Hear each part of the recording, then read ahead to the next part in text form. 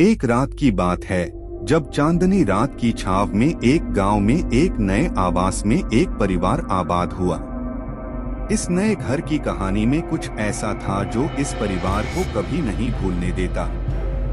घर में रहने वाले परिवार के सदस्यों को शुरू में कोई अजीब बातें नहीं पता चली, लेकिन जैसे जैसे वक्त बीतता गया घर में एक अद्भुत माहौल फैलता गया। रात्रि को जब सभी सोने के लिए बिस्तर पर आते, वे अजीब आवाजों की श्रृंगारशाला सुनने लगते थे। खिड़कियों के पीछे से लगातार घंटी की आवाजें आती थीं, जो उनके दिमाग में अस्पष्ट दिखाई देती थीं। एक दिन बच्चों के खेलने के दौरान घर के आंगन में एक बड़े चेस्ट में छिपे एक पुराने खगोलीय किताब की खोज हुई। उनकी रुचि पकड़ते ही बच्चे खगोलीय तारे और भूगोल के विषयों में खो गए। लेकिन जब वे रात्रि को बड़े चेस्ट से उस पुराने किताब को पढ़ने के लिए निकलते तो कुछ अद्भुत हो गया। पुस्तक पूरी तरह से खुद बाईं ओर से खोल दी गई थी और उसमें से एक पन्ना निकालकर फेंक दिया गया था। असंभव था कि इसे कोई और गर्मी के दिनों में देखेगा, क्योंकि चेस्ट बहुत ही मुश्किल से खुलता था। परिवार के सदस्यों के मन में अजीब और भयानक ख्याल उभरने लगे। रात्रि को घर में वायु का माहौल बहुत ठंडा और भयानक हो जाता था।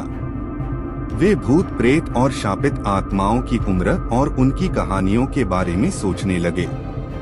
एक रात जब पूरा परिवार रात्रि को सोने के लिए तैयार हो रहा था, तभी घर के अंदर से एक अद्भुत ध्वनि आई। एक बच्चा अचानक उठकर देखने के लिए भागा और देखा कि उसकी माँ एक रोंगटे खड़े हो गई हैं। वह अपने बालों में सदियों से बंदरों का झुलाव देख रही थी और उसे देखकर हैरान थी। बच्चा डर से चिढ़ा और उसकी मदद के लिए पिता के पास दौड़ा। लेकिन जब वह वापस अपनी माँ के पास आया, वह एकमात्र रेतीले हाथ को पकड़कर उसे देखा। वह बड़े बड़े नाक से उसे चुन रही थी। घर के अंदर का माहौल एकदम विचित्र और भयानक हो गया। सभी सदस्य अपने कमरों में जाकर रात्रि को सोने का प्रयास करने लगे, लेकिन नींद नहीं आ रही थी। अंधेरे के बावजूद उन्हें एक अजीब सी रोशनी की छाया महसूस होने लगी। वे आत्मा के मौजूद रहने का एहसास करने लगे। यह कहानी आगे बढ़ती है जब परिवार को यह जानने की आवश्यकता होती है कि इन डरावने और आत्माओं का कारण क्या है और क्या उन्हें इस घर से बाहर निकालने का कोई उपाय है।